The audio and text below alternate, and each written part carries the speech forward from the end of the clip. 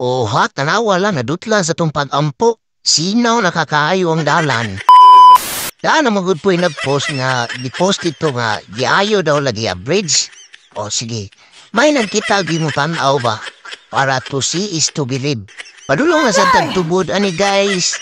Nya, atong hulungan ang tunga sa bridge kung tanaw nga, ila ba yung giayo? Pero naisip yat gamay. Sus, ginoko na wala, may nyo na ang linya sa dalan. Nagalibog na inon kung ako padulong, ani.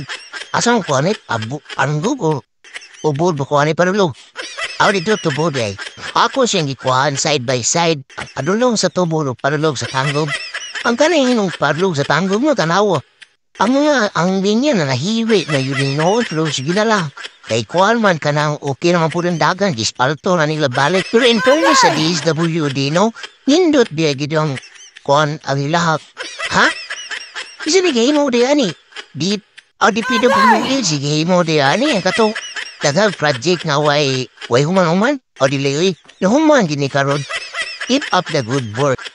Anyway, okay na gid ang bridge guys. Hayo na gid tao nila. Payon ta, di na ni mabuba o balik. Ay mong kabala ka, kung galing na bali ang bridge, magikan din ako.